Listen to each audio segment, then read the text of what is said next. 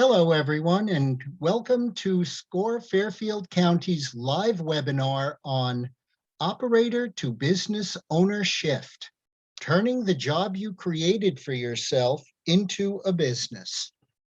I'm Bud Freund, the webinar coordinator and a business mentor here at SCORE Fairfield County. I'll be your host today, and our presenter is Maryann Croce. More on Maryann in just a moment. And before I continue, I'd like to hand off to Beth Stoller for a few words from the Monroe Chamber of Commerce. Thank you very much. Good afternoon, everybody. I am Beth Stoller, Operations and Event Manager for the Monroe Chamber. On behalf of the Monroe Chamber, the Edith Wheeler Memorial Library, and SCORE, I'd like to welcome you to today's Lunch and Learn. For over 4 years, we 3 organizations have come together to bring you great business-driven topics on Lunch and Learns to help you learn and grow as business professionals. I put my email address in the chat screen. If you have any ideas about a topic you want to hear more about, please let me know. I want to remind you to mark your calendars. The next 2 dates are Thursday, September 9th and Friday, October 22nd. We changed the date intentionally. On Thursday, September 9th, we will have John Dupree from Calibrate Marketing here to talk to us about what's going on in the business marketing field.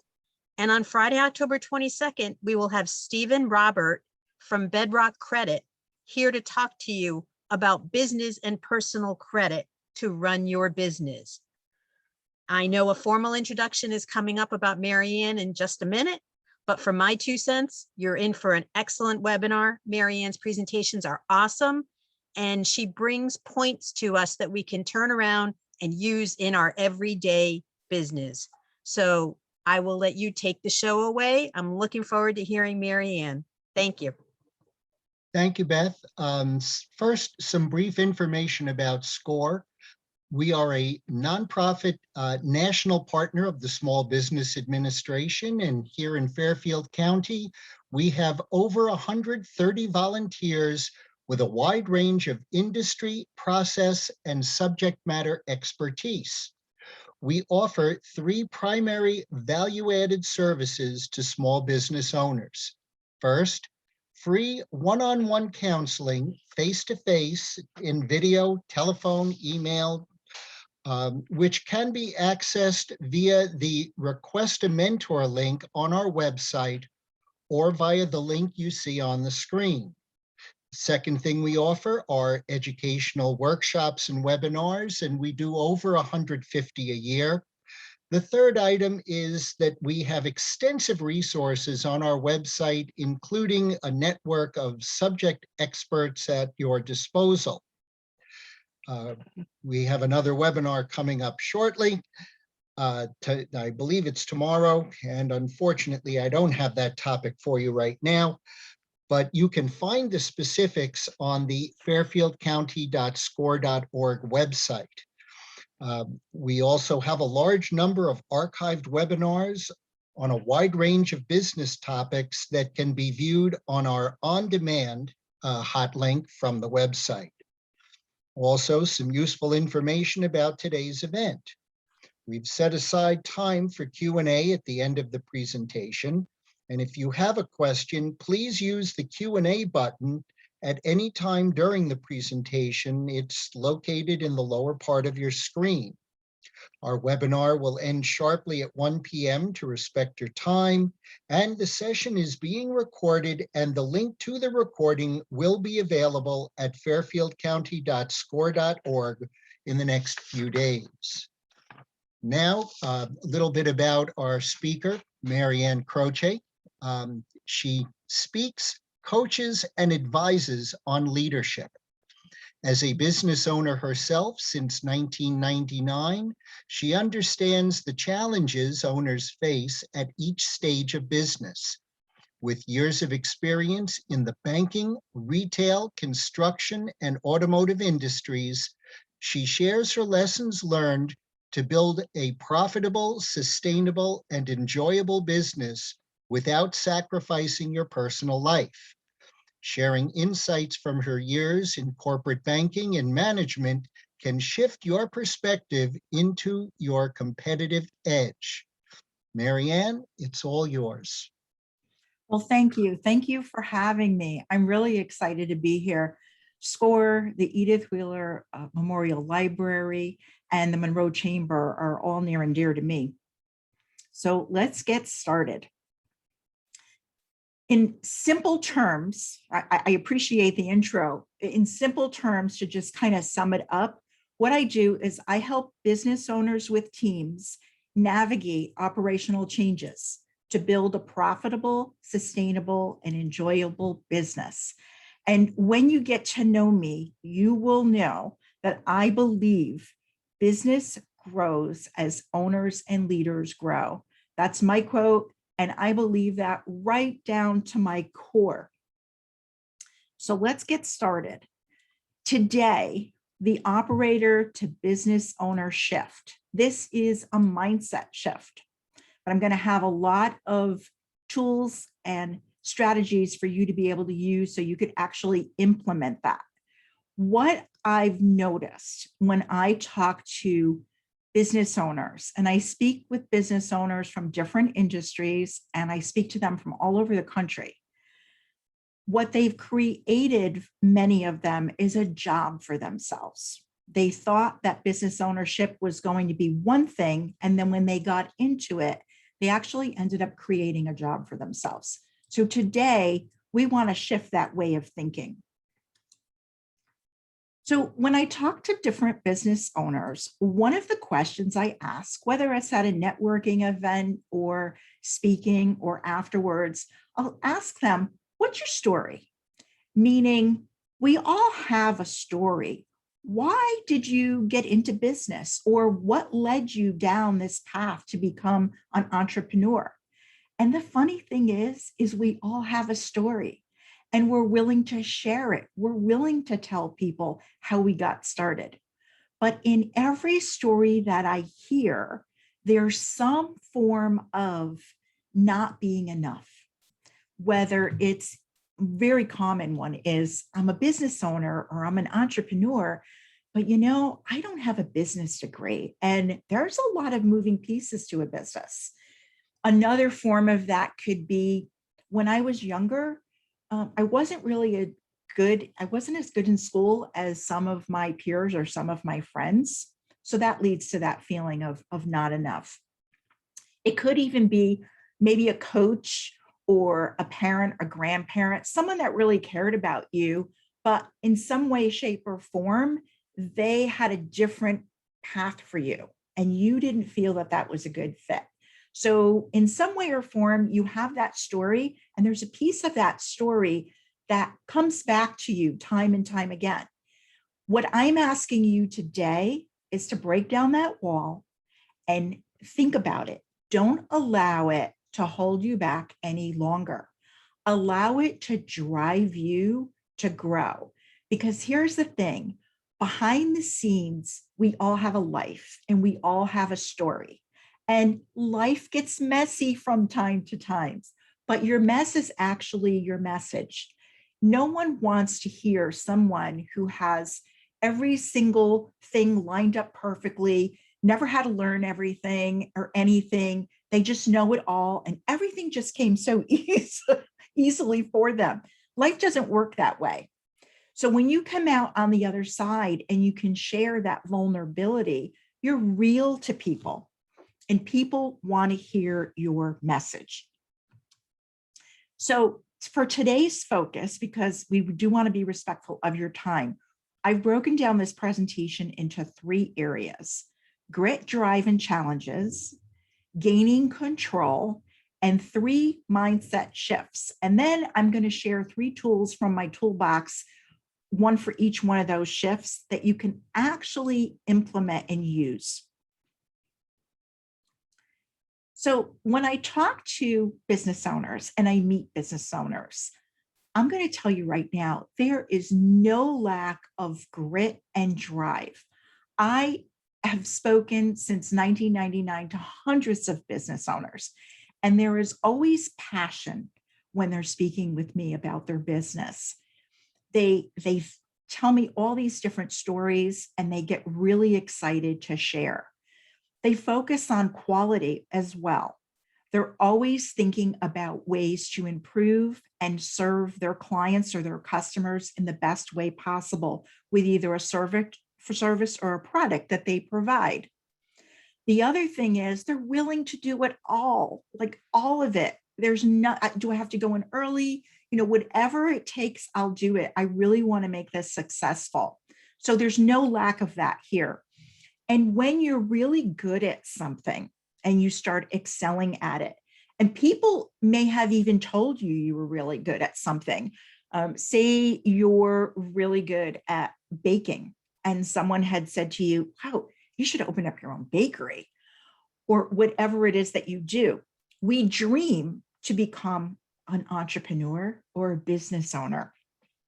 And sometimes we actually feel that we're being pulled in that direction. But here's the challenge. The skills that made you good at whatever it is that you do are not the same skills that a business owner needs. And that's a really difficult mindset shift. Most business owners are in survival mode when they're starting out because there is a sense of, wow, I have to really focus on getting business here. And there's so many different moving pieces to owning a business. Where do I start? Where do I begin?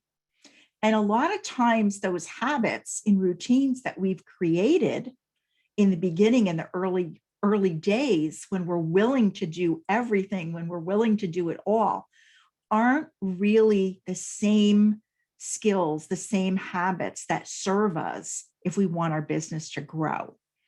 So burnout can happen. And I wanted to briefly share you my story of burnout and my lesson learned. So when my husband and I opened up our automotive repair shop in 1999, we had complementary skills. He had been a technician for close to 18 years, and I had a lot of financial experience. So we thought that our skill sets and our experiences were a good combo. Well, what happened for me was I decided that since I knew financials really well, I was going to take care of the books. I was going to do the payroll and all of that. I also had really good customer service skills that was strong for me. So I decided that I was going to help out with that. But what I realized was those were really two different jobs. And soon I was in over my head because I had 3 kids and they were kind of in years spaced far enough apart that they were in 3 different school systems, right? Because of their ages. And that meant 3 different time schedules. So it was really difficult trying to juggle all of that. What I soon realized was I had to focus on the customer service right away, because between that 8 and 5 that we were open, those phones were ringing and customers were coming in. That's what I had to address. It wasn't until after 5 when we closed that I was able to handle all of the financials. So there were nights that I was there till 7, 8, 9 o'clock at night. And I was really feeling the effects of burnout. And I'm telling you, it wasn't pretty. So here's what actually happens. You feel like you're wearing a lot of hats and you're pulled in so many different directions.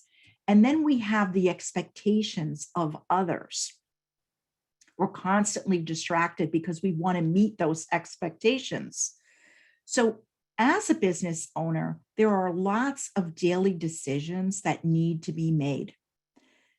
And when we thought that we were going to have so much control when we became an entrepreneur or a business owner, what actually happens is this really leaves a business owner feeling like your business is really controlling you more than you being in control of it. So let's talk about gaining control. When you change your perspective of your business, when you look at it from a 30,000-foot view instead of the day-to-day view, you actually can turn that into your competitive edge or your competitive advantage. And trust me, most small business owners are not thinking this way. I know I didn't. There is only so much an owner can do before you burn out. I want to break the news to you. You're only human. Being human is amazing, but we're human. All right. We're people. We have needs, personal and professional needs. And there's only so much that one person can do before you start feeling those effects. So the key to gaining control of your business is actually by letting go. And that kind of sounds strange to a lot of business owners, but I'm going to be a little bit controversial here now, right? Your business is not your baby. And the reason why I'm saying that is because most business owners, when they speak with passion about their business, they think of their business as their baby. They're the ones that can nurture it. They're the ones that care the most about it. And although I can relate to those feelings and that sentiment, I can, that your business really is a living and breathing entity. It's separate from you. And when you look at it that way, you will find that something magic happens. You are definitely unique. There's no doubt about it. You have gifts and talents that you can share with the world and people that you can serve. But your business is not a special snowflake. And I'm going to tell you the aha moment that this happened for me.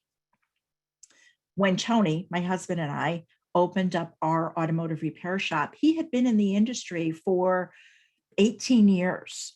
For me, it was a new industry that I was going into. So I really wanted to learn more about the industry to see how we could grow, we could share, and we could connect with other business owners in our space. So we went to trade events, industry events, and I got to my first one and I looked around the room at the audience after listening to several speakers, and a light bulb went off.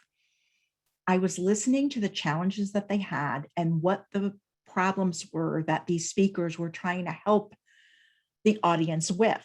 And I was in a room of business owners, shop owners, managers, leaders that were in the industry. And it was like deja vu. I went right back to the construction days because I grew up in a family of contractors. And I said to myself, they could be in this room right now. They could be benefiting from this.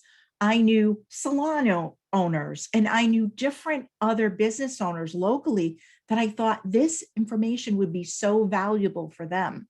That's when I realized that business was business and that our business wasn't a special snowflake. Things like, oh, that won't work for me in my business, or I don't think that will happen, or that wouldn't be a good thing for me, are really excuses. So it's a different way of looking at your business, because the same skills that got you here today, where you are in your business, will not take you to where you want to go, to that next level of business. So I want to give you some examples here. When we think about like a bakery owner, for instance, or an auto shop owner, when you take on that owner hat, eventually what's going to happen is you're going to realize that you're no longer responsible for baking the pies or baking the cakes or repairing the vehicles. What happens is now your responsibility shifts and you become responsible for the people or the system that you're going to create to bake the pies, to fix the cars. So now everything that's in your head, you're going to get out of your head, and you're going to be able to outsource and delegate some of this, because that's the only way that you're going to be able to grow.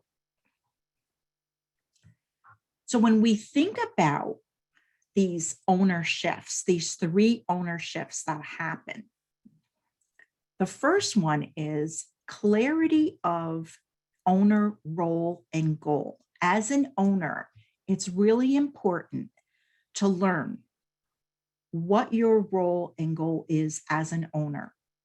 The second thing is to be able to go in and assess your resources, because we have them, but we need to know where we understand where we are in our situation with the resources that are available to us. And then the last shift is busy versus productive. Okay, so let's get into these shifts. So the first one, shift number one, clarity on owner role and goal. So a lot of times when I speak to owners, they'll have a to-do list of some sort, and they'll say, here's my goals. And they have a bunch of different goals. But a lot of times what happens when they have numerous goals, they can get sidetracked. They can go down a rabbit hole in social media, or they can start looking one thing up and it'll take them to somewhere else. And at the end of the day, we're like, wait a minute, what was actually the goal here? So I'm going to change your frame of thinking about a goal or goals. A goal is a numeric number. It's a metric.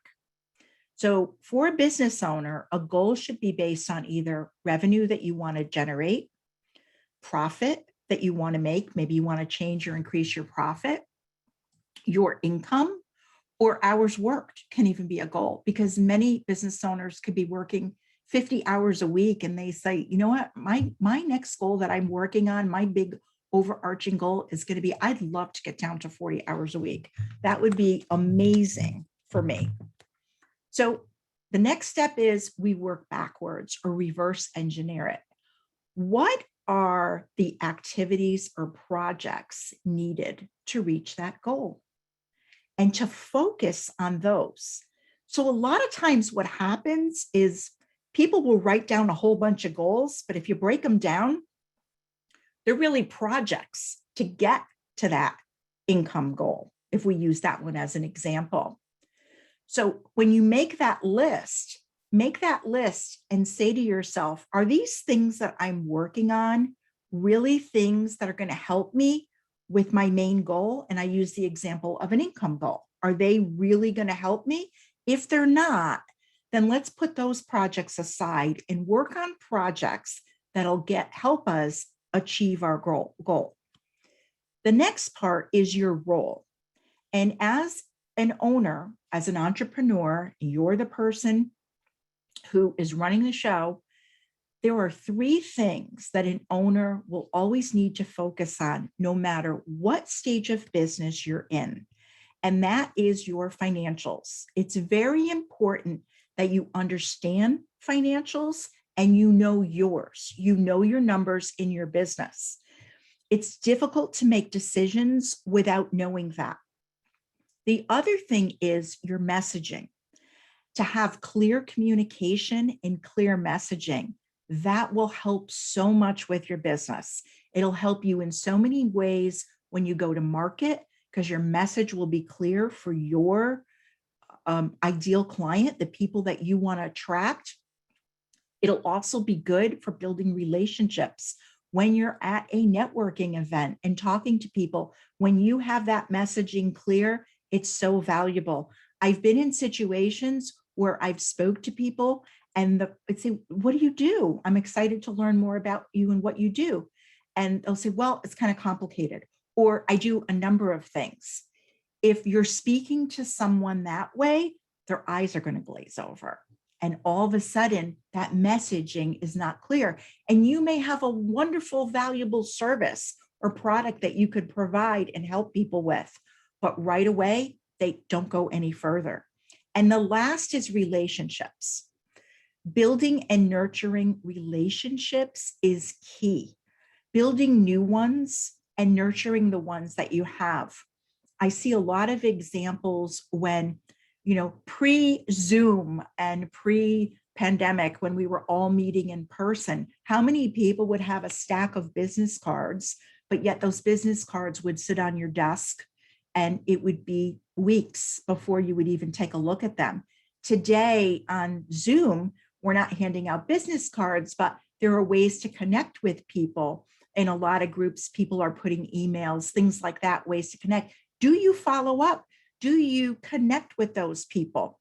So we may be using a different platform, but are we reaching out to build new relationships, make those connections, and nurture the ones that we already have. If the pandemic hadn't taught us anything, we are built for connection. So it's important that we do that as business owners. And it's our role, no matter what stage of business that we're in. So to break this down a little bit further for you, when it comes to financials, knowing yours is key.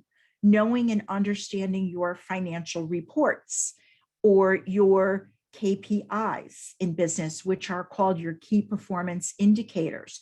Those would be things like what service or product is selling the most. What does an average client or customer spend with me? Those are things that when you know those, they actually help you make better decisions to be able to grow your business. When it comes to clear messaging and knowing that ideal client, you're actually being able to speak right to that ideal client because you understand who they are. You understand the problems that they have and the problem that you solve. So when you're thinking about, for example, auto repair, okay, people don't want to know about a torque converter or a differential or any of those things. What they want to know is that you can help them keep their vehicle safe and reliable. They want to know that you have a warranty. They want to know that you're there, that you're on their side, and that you're going to give them valuable information. When it comes to a home designer, for example, they want to know that you're there and you're going to help them with the overwhelm, the problem that they have. They're trying to sell their house and they don't know how to stage it. And they want to be able to take that off their plate and you can solve it. So that's very important.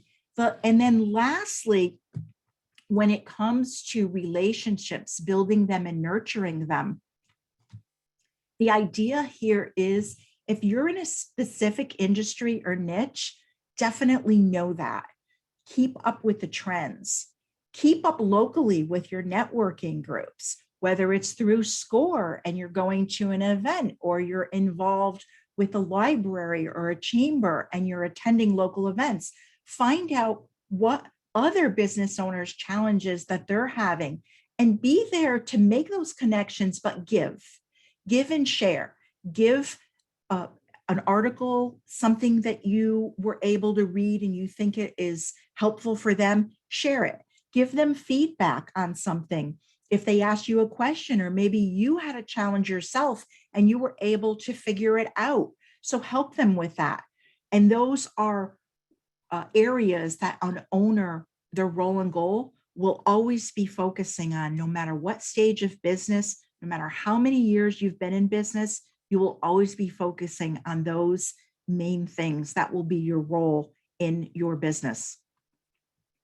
So to give you a tool for shift number one, for having that clarity, pulling a tool out of my toolbox here that I use, and to get your head wrapped around that goal part and not confusing goals and projects, keep track of that goal. So let's say you have an income goal that you want to make.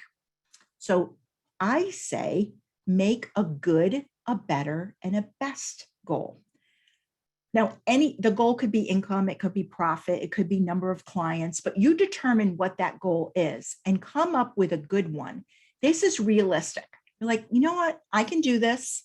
I'm going to put my projects together and I'm going to work on them. And this is a realistic goal. A better goal is a goal that is very exciting. It's like, wow, if I really did this goal, this would be amazing. And the best goal is a reach.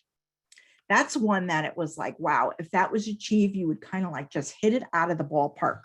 So that's a great way to keep focused on a goal and separate in your mind what projects are and what goals are.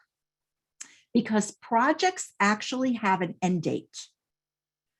When you finish a project, you're done with it, you check that off, and now you go on to a new project. Or you might have a couple of projects that you're working on at one time, but they have an end date. Just like putting together this presentation, this was a project and it had a due date, but it's not a goal, it's a project.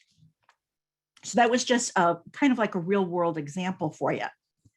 So when it comes to shift number 2, when you assess your resources, you need to be honest with yourself, because as business owners, we can complicate this. I know I did in the early days, for sure, I did.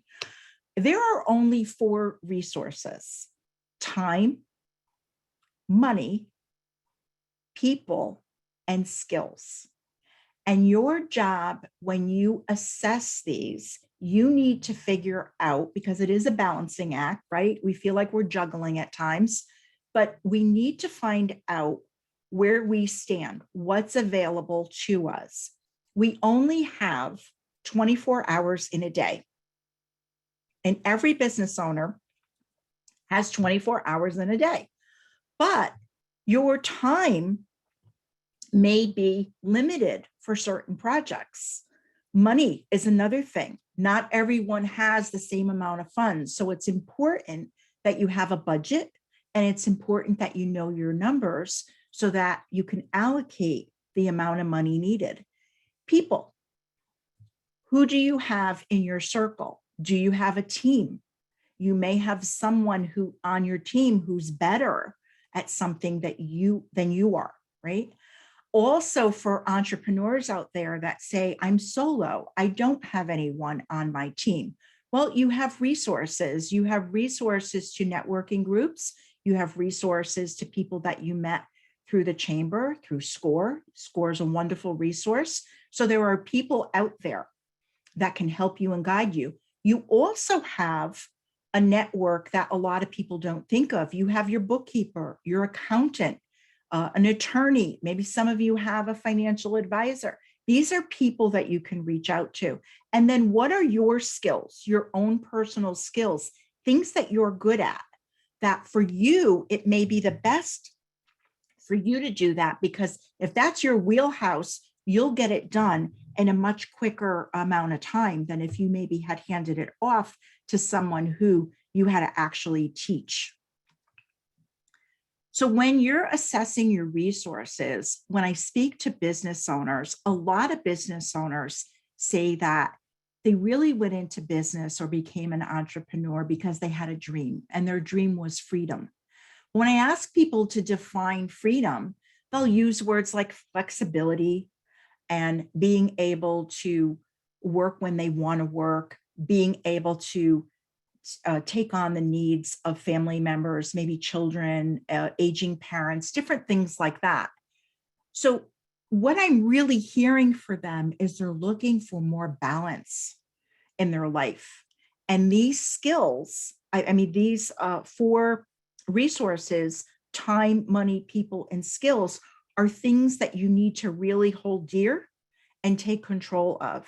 So focus on what you excel at, and don't be afraid to outsource or delegate the things that you're not, or the things that you need help with.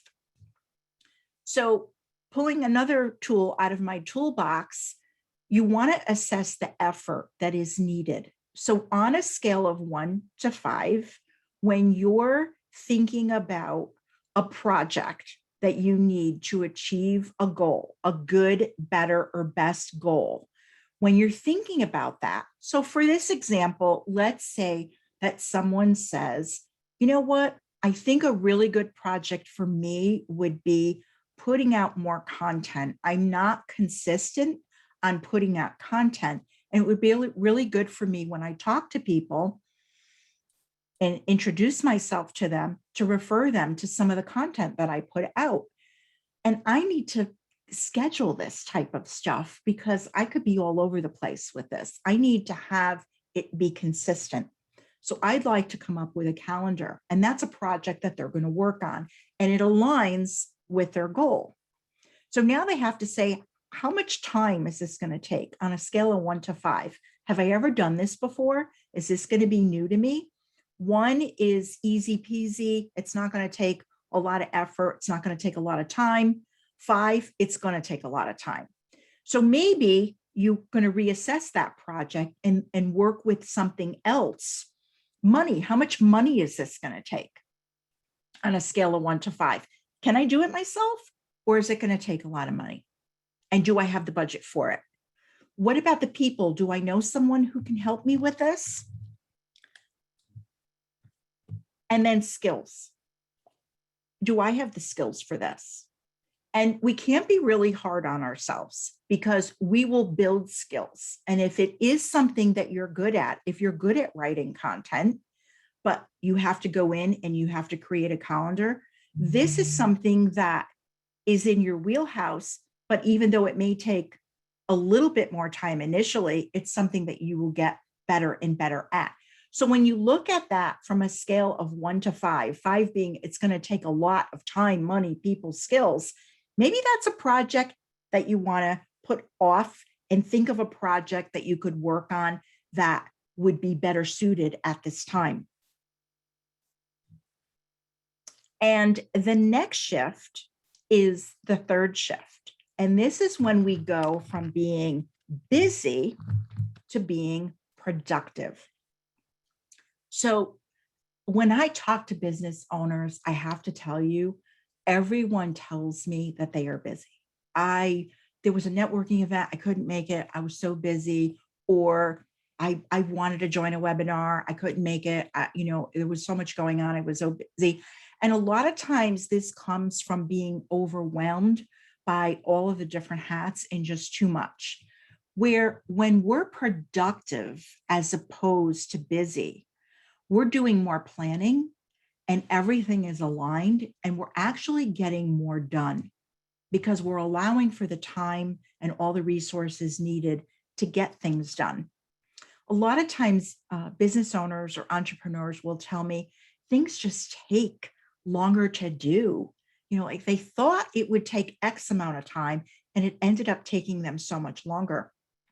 Well, there are ways to work efficiently as possible. There are many ways to do that, and I'm going to share some with you. Interruptions, that's another one. They're constantly interrupted. We can be interrupted by a phone call, a text message. We can be on our computers and emails are popping up, all kinds of notifications. But when you create boundaries, we find that we're much more productive because we're staying focused on what we have to do. An example of this would be when I was a brand new business owner in our automotive shop. I remember trying to balance credit card statements and checking account statements when I was answering the phones and I was doing all this other work. I would go back to my desk and I would look at it and say, okay, where did I leave off again? And it would take me a few minutes to kind of go back to where I was, regroup, and it could take 3 hours to balance a statement, which was crazy. What I could do in a half an hour was just taking so much longer than it needed to. Because of the interruptions, I was constantly having to regroup and refocus. And if you've had those type of experiences, then you know exactly what I'm talking about. So when you set up those boundaries, it really helps with that. I am going to focus on this for the next half hour and only this. Everything else can wait. And you allow yourself that time. So then what happens when you do this is when you're busy, you find that personal life and relationships suffer. You may not have time for self-care. You're putting your needs on the back burner. When you are being productive, you have time for your personal life and self-care. And an example of this is I call living in the moment. When you're at work, are you thinking about, and whether your office is a home office or not, but you're working, are you thinking about all of the personal things that you need to do? And when you are with family and friends, are you thinking about work things that have to happen and what you need to do next? And living in the moment, when you're productive, it allows you to do that.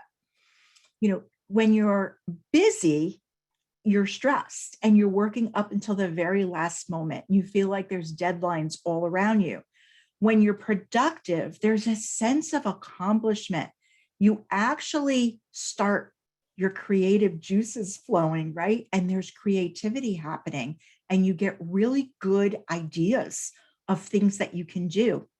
And there's a time and a place, for those ideas, but it's amazing. You can put them, what I call, in the parking lot and save them so you don't lose track of them. You don't forget about them, but you're allowing your mind to actually go there and think that way instead of being just caught up in everything that you're doing.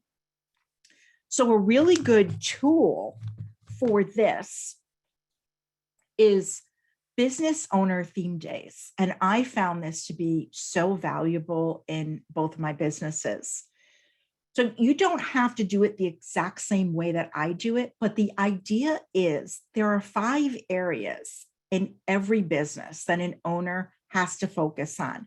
You have your marketing, the message that you want to send out, right? The message that you want to convey, what your company stands for, how you market your company, sales, operations, people, and the financial part of your business. In every business, those are 5 areas that every owner has to be aware of, and we're responsible for it, whether or not we're doing it or we're outsourcing it. So when I use this theme day tool, it just made such a huge difference for me. So what you're actually doing is you're blocking out days. So for me, Monday is marketing. Now, it doesn't mean that I'm working the entire Monday on marketing. It means that I'm putting a time period in my calendar. I'm allotting time for marketing, and I may be working on my messaging. I may be working on a content calendar or creating some content, but I'm working on marketing. And then you choose another day for sales. It might be the same day. You might do 2 things in one day, but you're allowing the time. It could be about your conversations, about your email, about feedback that you've received. And then operations. This is where you have processes and systems, tools that you're using, ways to automate, make things simpler, your scheduling, your delivery, how you deliver your product or service, your follow-up. What are you doing to get all of the ideas out of your head and create a system and a process? And then people. Is your customer service. It's also focusing on your customers, focusing on your relationships, the people, your network. That's very important, as well as your financials, right? Keeping in touch with your bookkeeping, your bookkeeper, reports, metrics, all of that. So I do, which I don't change up. Marketing is on Mondays, financials are on Fridays, because I think that those are very, very powerful. And then I will shift up, but I put it in my calendar, days for other things, but I block out that time. What I see in the real world with business owners is a lot of times is that business owners will say, I haven't looked at my books in a while. I haven't got a chance to go through my financials, and I'm not really sure where I'm at. I haven't been able to balance my accounts for a couple of months or 3 months. I have to go back in and do it. I have to find the time. When you put it into your calendar, even if it's an hour a week, you will find that you are current with all of that information, and you'll be better informed to make better decisions for your business. So to kind of take this all full circle for you to understand, when we talked about what's your story and what's holding you back, you have the opportunity, no matter what stage of business you are in right now, to write your next chapter. So for me, what's happened is I've been able to put these things in place so that I work 1 to 2 days a week at the auto shop. Most of what I do there can be done virtually. I could do it from home, but I love the connection that I have with my team. My husband and I are filled with so much gratitude because we are blessed to have a caring team that was amazing during the pandemic and all us getting through it. They were just and still are an amazing group of people, and I have so much gratitude for them. So I like that connection with my team. The other thing is I'm able now, because I only have to be in there 1 to 2 days a week, is I'm able to speak, I'm able to coach, I'm able to advise, volunteer. I absolutely love that. I'm able to also pay it forward from all of the great resources that were there for me. SCORE was a resource for me when I started my business, and the chambers, have been great. So I have time for self-care. And the funny thing is some of my friends started talking about it, and a couple of my friends are actually retiring. But I'm kind of strange because I tell them I'm not planning on that in the near future. Years down the road, there's a plan in place, but I feel like I'm just getting started. I love what I do, and I love working with business owners. And what I want to tell you is your mess is your message. Be vulnerable. Don't worry about having everything perfect. We're learning and we're growing, each and every day. And people want to see someone who has been there. People want to see someone and listen to someone who has learned and is vulnerable. So I really want to thank everyone for attending. And I wish all of you a lot of success. Operator to business owner shift, it isn't as difficult as it seems. I know it's challenging. It sounds simple. I know it's not easy, right? Something that's simple is not necessarily easy because it is a mindset shift. But I really, really want that and wish that for all of you, so that you can have your balance in your life and that your business is profitable. Because if your business is profitable, you can then grow. You then have the means to have a team and give back to your community and grow your business and support the local community.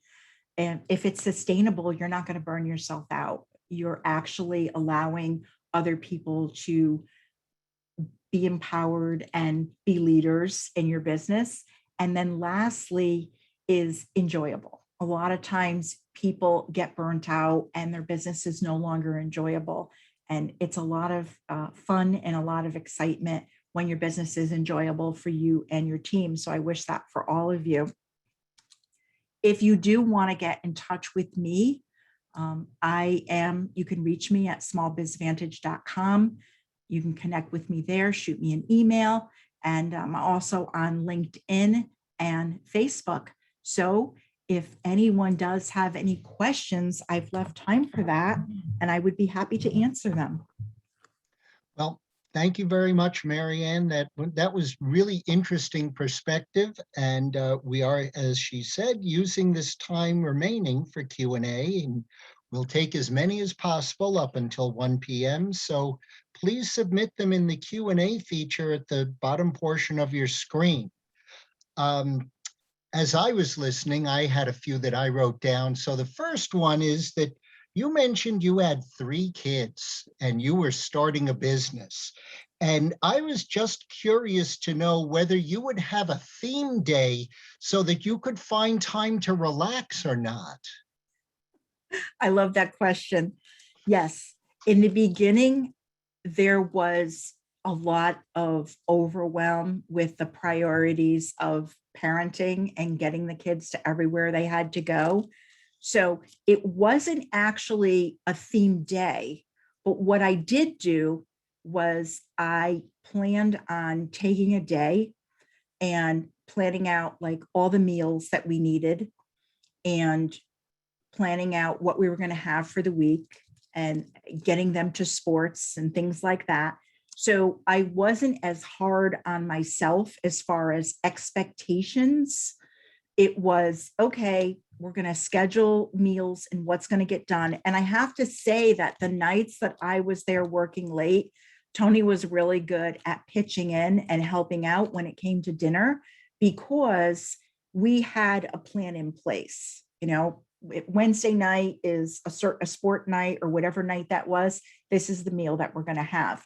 And it also helped with the family expectations too, because the kids knew, what to expect. So I hope that, answers that question. And we did have time, for family time. We ate dinner together. That was important. And we did plan some activities, on the weekends. But yeah, it did help with the expectations.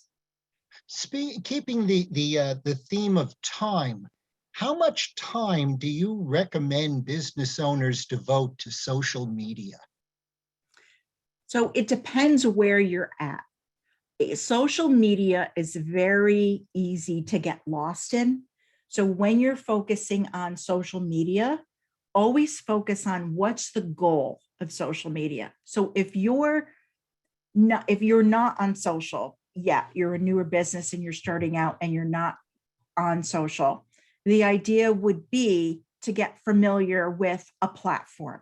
Don't spend all this time thinking that you have to learn, 5 different platforms. Pick a platform and learn that platform and start with that and dedicate some time. It depends how much you have.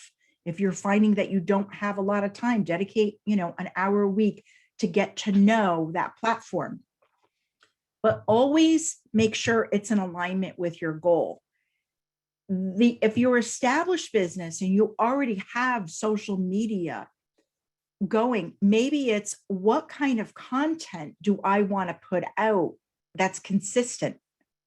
What kind of content aligns with our business? If you are, for example, a designer for home, right, for interior design, maybe you want to send out an article that is about, trends, or talking about now people are selling houses, people are buying houses. Maybe you want to put together some content about staging.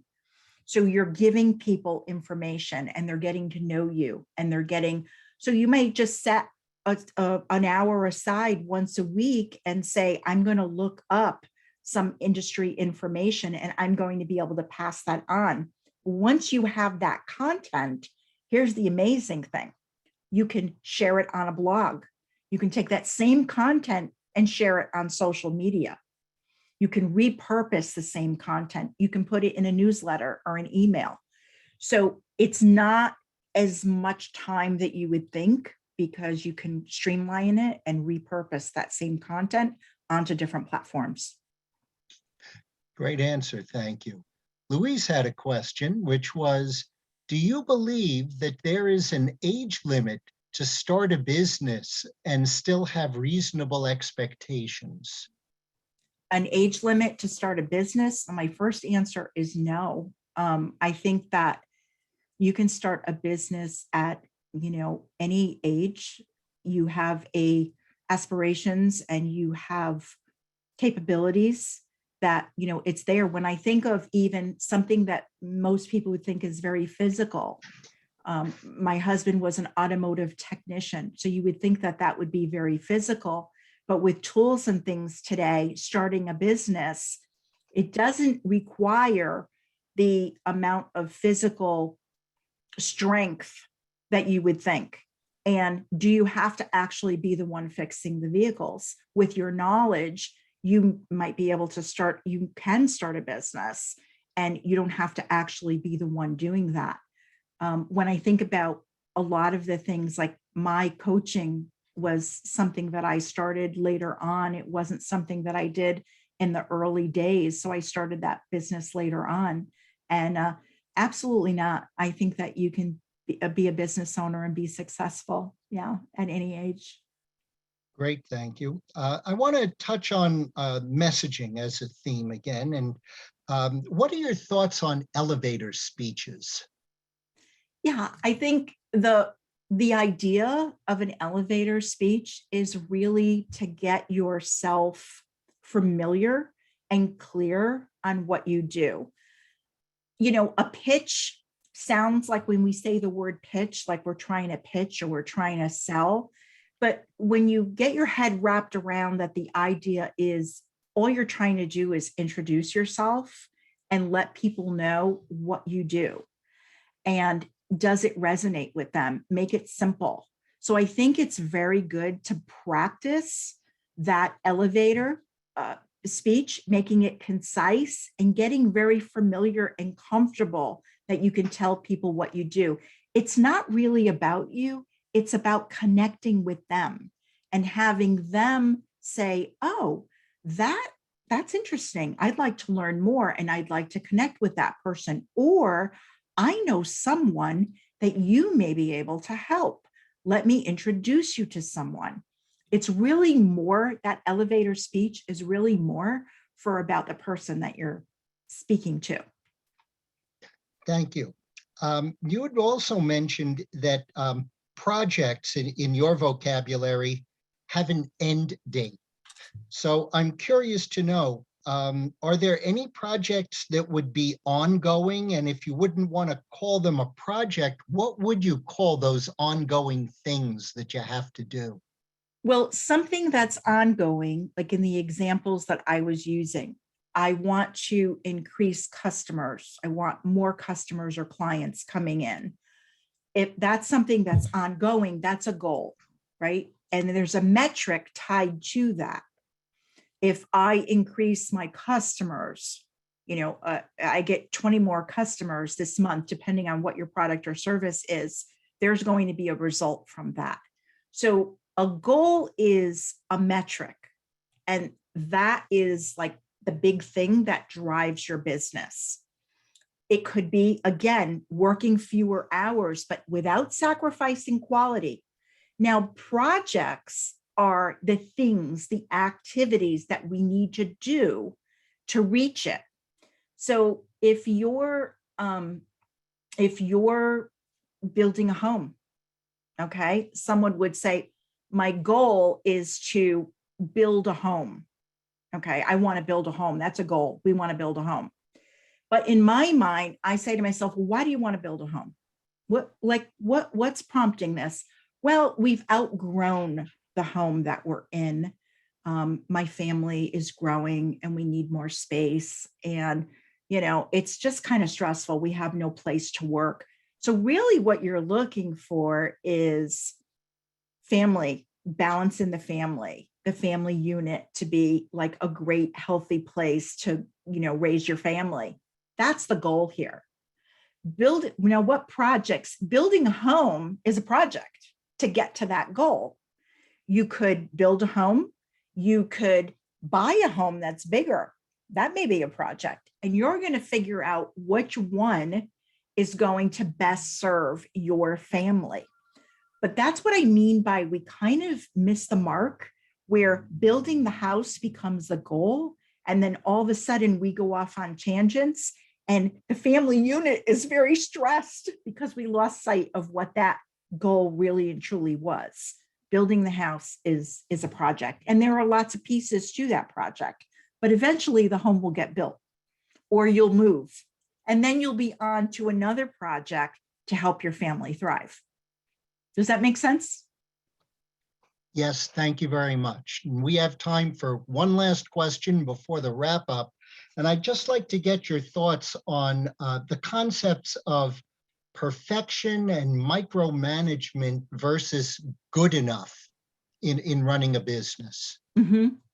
So yeah, I really like that question because it's one that I get often different takes on. So what happens is when a business owner doesn't feel like they're in control of their business, that's when people tend to micromanage, and they have to have, all I's dotted and T's crossed, and everything has to be just so. And you can micromanage a team. When you have control, you gain control in your business by having a plan in place, and you communicate it clearly to everyone. And then you actually implement. So you have the tools, you have the resources, and you say, okay, we have a system in place to do this. Do we have to tweak the system? Yeah, maybe we do. Times change and we might have to do that. But that's when you gain control. When you don't have that, that's when I saw it in corporate, And I saw it in small business as well. That's when we tend to micromanage. Thank you very much, Maryann. And that's all the time we have for questions today. As a reminder, a recording of this webinar and the materials are available within a couple of days on the fairfieldcounty.score.org website. Our next live webinar is actually tomorrow. It will be on copyright basics with Cliff Enico, and it will start at noon. Again, SCORE offers free individual counseling, so please use the link on the screen or visit our website and click Request a Mentor. Also, please fill out our evaluations as you will get at the end of the webinar. And on behalf of SCORE, I'd like to thank you all for attending. And in closing, a big thank you to Maryann for presenting. And stay well, everyone, and have a nice day. Thank you.